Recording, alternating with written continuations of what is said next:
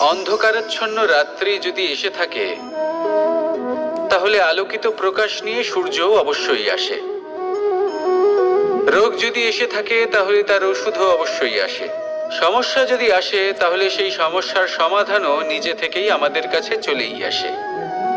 এই সংসার, এই জীবনের শুধুমাত্র একটাই নিয়ম আছে, আর তা হলো এটাই: এই সংসার হলো একটা চক্রের মতো। এতে শাশ্বত বলে কিছু নেই, নিত্য বলে কিছু নেই।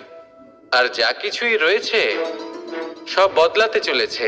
যদি আপনার জীবনে দুঃখ থাকে, সমস্যা থাকে, যদি আপনি বিপদ দ্বারা আচ্ছন্ন, তাহলে মনে রাখবেন সবকিছু বদলে যেতে চলেছে।